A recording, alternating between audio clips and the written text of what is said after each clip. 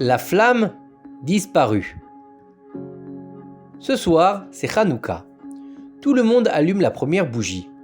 Dehors, une nuit très orageuse, un grand et terrible froid, des vents forts qui brisent presque les fenêtres.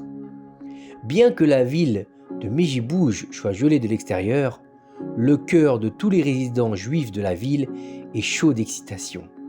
En particulier, dans la maison de Rabbi Baruch, le petit-fils saint du Baal Shem Tov. Des milliers de fidèles se sont rassemblés pour voir leur rabbin bien-aimé pendant l'allumage des bougies. Rabbi Baruch s'approcha de la Hanoukia et commença à dire d'une voix forte et palpitante « Car la gloire de ton nom est sainte ». Puis il a dit « Béni sois-tu, toi qui nous as sanctifiés par ses commandements et nous a ordonné d'allumer la lumière de Hanouka. Puis qui a fait des miracles pour nos pères à cette époque. Et encore, et nous avons vécu, et nous sommes debout, et nous en sommes arrivés là. » C'est le fameux Shechianu. La foule rugit d'une voix forte « Amen !» jusqu'à que le plafond se soit presque brisé par la puissance de leur Amen. Rabbi Baruch a allumé la bougie et a immédiatement commencé à dire la prière à Nerot Halalou. Puis l'assemblée a entonné en chœur « Et loue les 8 jours où ces bougies sont allumées sont saints, et nous n'avons pas la permission de les utiliser sauf pour les voir, pour remercier et louer son grand nom pour les miracles et les merveilles, et notre salut. » L'ambiance et la joie de cette nuit-là ont dépassé toutes les frontières. Ici, ils ont tous remarqué une chose très étrange qui se passait sur la Hanoukia du rabbin. La flamme de la grande bougie a commencé à danser un peu. Pas une danse de joie, mais une danse qui ressemble à quelqu'un qui essaie de s'éteindre. Et après quelques instants, la bougie s'est éteinte. Tous les disciples regardèrent avec stupéfaction. Leur regard est passé de la bougie éteinte à Rabbi Baruch. Ils ont essayé de comprendre ce qui s'était passé, ce qui a provoqué l'extinction de la bougie sans aucune raison. Peut-être que le saint rabbin leur expliquera la signification de l'étrange mystère. Mais Rabbi Baruch se tient en silence sans aucun mouvement et regarde la bougie qui s'éteint, comme s'il essayait également de comprendre la raison. Lorsqu'un des assistants du rabbi a demandé la permission de retourner allumer à nouveau la bougie, Rabbi Baruch l'a arrêté et lui a suggéré de ne pas le faire. Rabbi Baruch continua de se tenir devant la bougie éteinte pendant encore quelques minutes avec un grand sourire sur le visage. Ma'ostur Yeshuati. Rabbi Baruch commença à chanter à haute voix et fit signe pour que tous les chassidim se joignent à lui dans le chant. Et ils se joignirent à lui dans un chant puissant et extraordinaire. Vous êtes dignes de louange, préparez une maison de prière, et là vous serez reconnaissants. Quand ils ont tous fini de chanter, Rabbi Baruch leur a dit « Mes chers frères, asseyons-nous tous à table et célébrons cette fête comme il se doit. Ne vous inquiétez pas, notre bougie de Hanouka nous reviendra. Elle vient de partir pour une mission importante au ciel, et lorsqu'elle l'aura atteinte, elle nous reviendra immédiatement. » Les chassidim, qui croyaient en leur rave et que toutes ces saintes paroles étaient vraies, se sont installés immédiatement à la table. Mais dans leur cœur, ils attendaient de savoir à la fin ce qui s'était passé avec la bougie qui avait disparu. Minuit est arrivé, les chassidim étaient totalement plongés dans des paroles profondes de Torah, dans des chants de joie et d'allégresse, ne faisant pas du tout attention à ce qui s'est passé autour d'eux, à l'heure tardive au grand froid extérieur.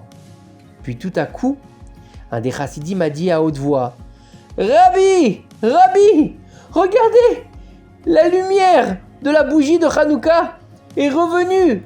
Elle s'est rallumée soudainement. » Toute la foule s'est levée pour regarder cette chose merveilleuse. La bougie a commencé à briller avec une petite lumière, comme le saint Rabbi l'avait dit. La bougie est revenue de sa mission. La joie a été maintenant 7 fois plus grande.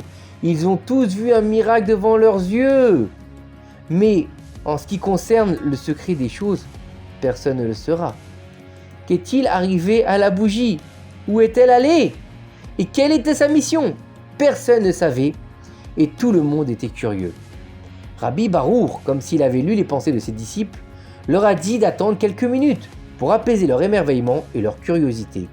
Dans quelques minutes, ils entendront de l'auteur lui-même ce qui lui est arrivé avec la bougie qui a disparu.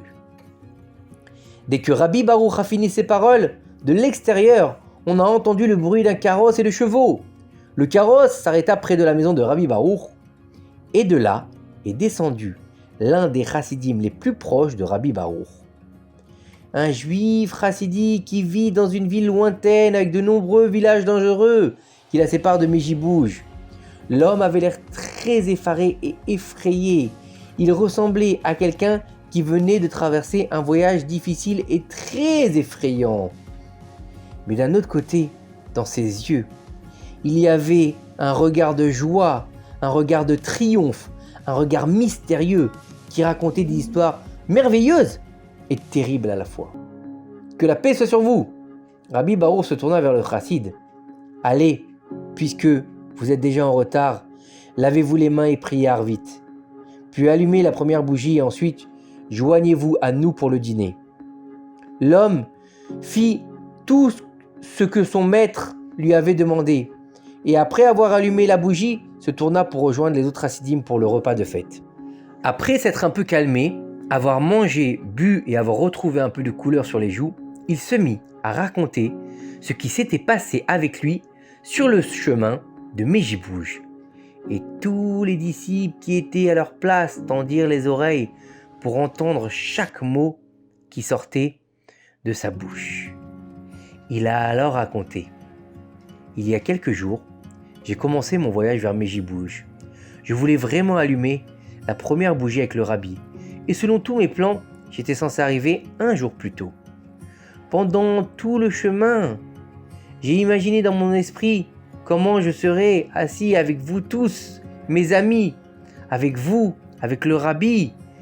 Et tellement cette pensée remplissait mon cœur de chaleur que je ne sentais presque pas le froid terrible de dehors et la forte pluie. Quand la nuit est arrivée, j'ai dû aller à l'auberge pour dormir et attendre que le jour vienne. Et peut-être qu'entre-temps la météo serait plus clémente. Mais la pensée que j'étais si proche de Mejibouj m'a rendu impatient parce que je voulais vraiment être ici. Je ne me suis pas arrêté pour me reposer. Et je me suis vite rendu compte de mon erreur. Quelques minutes plus tard, je suis entré avec le carrosse dans une forêt sombre, épaisse et effrayante. Avant que je ne sache où j'étais, j'ai entendu un bruit étrange. Puis une forte paire de mains m'a saisi et m'a sorti du carrosse. C'étaient des voleurs. Immédiatement, ils m'attachèrent et fouillèrent toutes mes possessions pour trouver de l'argent, de l'or ou d'autres choses précieuses qui pourraient en revendre pour gagner de l'argent. Ils ont cru que j'étais un riche marchand. Et donc, ils ont cherché méticuleusement mes biens. Et quand ils n'ont rien trouvé, ils ont décidé de me prendre avec eux et de m'emmener chez le chef des voleurs. Après quelques minutes de voyage difficile et de rebondissements dans les bois, nous sommes arrivés à la cachette du gang. Le chef, qui semblait plus fort, plus dur et plus cruel que tout le monde, a commencé à m'interroger pendant longtemps, afin que je lui explique pourquoi je marchais seul la nuit dans une forêt sombre. « Vous devez avoir une grosse somme d'argent et vous êtes sur le chemin d'une affaire importante, » me dit le chef des voleurs. J'ai essayé de lui expliquer que j'étais pressé de me rendre chez le Rav Barour de Mejibouj pour le voir allumer la première bougie de Hanouka. J'ai essayé de lui expliquer comment on se sentait et quel grand plaisir spirituel existe pour ceux qui font la fête avec leur rabbi et le lien qui nous relie par la foi et qui nous lie avec le rabbi en un seul groupe. Mais malheureusement, je n'ai pas très bien réussi. Le chef des voleurs a refusé de me croire. « Impossible !» a-t-il dit. « Il n'est pas logique pour un homme de voyager toute la nuit seul dans cette forêt pour voir quelqu'un allumer une bougie. Cela ne semble pas du tout sérieux. Tu dois me cacher quelque chose. » Le chef du gang s'est tourné vers la sortie et a dit à l'un des voleurs de m'attacher et de me jeter dans l'une des pièces. « Qu'il se repose un peu. Peut-être que quelques heures de repos l'aideront à se rappeler où est l'argent qu'il nous cache. » leur ordonna-t-il. Dès qu'ils m'ont mis dans ma chambre, je me suis endormi, jusqu'au lendemain soir. La nuit suivante, le chef des voleurs est entré dans la pièce où j'étais attaché, m'a réveillé de mon sommeil et a commencé à me regarder dans les yeux pendant longtemps. Quelques minutes plus tard, il m'a dit « Nous avons décidé de voir si votre histoire était vraie, si votre foi en votre Dieu et en votre rabbi est si forte. Nous vous libérerons et vous rendrons tous vos biens. Mais la forêt est un endroit très dangereux et en plus de bandits comme nous, il y a des animaux prédateurs et bien d'autres dangers qui peuvent vous blesser. Il y a de fortes chances que vous ne puissiez pas traverser cette forêt en paix. Êtes-vous prêt à traverser cette forêt seul ?» Je regardais le chef des bandits avec des yeux courageux. Dans mon cœur, j'ai ressenti une grande peur car je savais très bien que les paroles du chef du voleur étaient vraies et que je pouvais certainement trouver la mort dans cette forêt, même sans son aide. Mais c'est ma confiance en Hachem Itbarach et en le Rabbi qui m'a fortifié. Je voyais déjà comment arriver à la maison du Rabbi et être avec lui pour allumer la première bougie de Hanouka. Et cela m'a donné une force énorme et a presque complètement éliminé la peur que j'avais. « Je suis prêt », dit Joseph des voleurs. « Je suis prêt à marcher seul et avec l'aide d'Hachem, j'atteindrai aussi ma destination et je pourrai allumer une bougie de Hanouka dans la maison du tzaddik. » Le chef des voleurs me regarda dans les yeux et me dit « Faisons un marché. Si vous arrivez en sécurité chez votre maître, jetez votre mouchoir près d'un des piliers au bout de la forêt. Mes hommes seront là et ils me l'apporteront. Et sachez-le, s'ils m'apportent un signe, ce sera un signe pour moi que vous êtes bien arrivés sains et saufs dans la maison de votre maître. Auquel cas, je démonterai ce groupe et me repentirai complètement. » Je suis monté dans mon carrosse et j'ai commencé à voyager seul dans la forêt. D'une part, j'étais heureux et soulagé d'avoir été libéré, et d'autre part, je ressentais une grande peur de ce qui pourrait se passer en cours de route. Mais dans mon cœur, il y avait une plus grande joie, celle de la possibilité qu'il y ait une sanctification du ciel par moi. Car si je passais la forêt en paix, alors le voleur ferait une teshuva complète. Tout le chemin en conduisant, je récitais des télim, quand tout à coup, mon cheval s'arrêta. L'obscurité était très forte, il était impossible de discerner le chemin. Je ne pouvais pas continuer, même le cheval ne pouvait pas voir dans une telle obscurité où aller. Et puis soudain, sorti de nulle part, une petite flamme est apparue devant nous, debout devant nous et a éclairé le chemin pour nous. Le cheval qui l'a repéré a commencé à la suivre et la flamme continua d'avancer et avec nous la suivant tout le chemin. Et c'est ainsi que nous avons traversé la forêt en toute sécurité. Toutes les bêtes maléfiques qui étaient sur le chemin et qui attendaient simplement le moment approprié pour sauter sur moi, dès qu'ils ont vu la petite flamme, ils se sont enfuis pour protéger leurs âmes. Et moi, comme à l'ouverture de la mer Rouge, je traverse la forêt sans problème ni danger. Alors, j'ai continué ma route jusqu'à ce que j'arrive au niveau du pilier dont parlait le chef des voleurs. J'ai sorti le mouchoir de ma poche et je l'ai jeté près du pilier. Les bandits reviendront de leur mauvaise voie et feront une teshuva complète.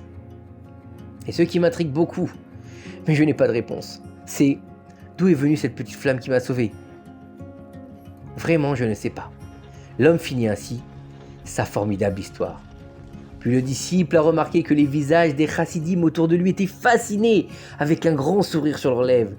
Les chassidim essuyèrent une larme dans leurs yeux et tournèrent leur regard vers cette petite flamme, la bougie de Hanouka de Rabbi Baruch, la lumière qui avait disparu et qui était revenue, en disant « Notre flamme a rempli sa mission ». Et oui, chers enfants, comme au temps du Beth Amikdash dans ces jours de la fête de Hanouka, quand tout le peuple a vécu les grands miracles qu'Hachem a fait pour nous, afin que chacun puisse mériter son propre miracle privé. Celui qui croit en Hachem de tout son cœur aura beaucoup de réussite. Et avec l'aide d'Hachem et grâce à notre Emouna, nous verrons bientôt le plus grand miracle de tout le peuple d'Israël avec la Géoula bientôt de nos jours. Amen. Sha'asa nissim la'avotenu. Bayamim ahem. Bazeman hazeh.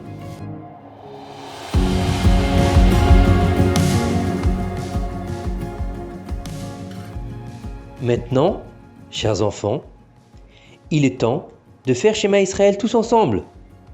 Shema Israël, Adonai Eloheinu, Adonai אחד.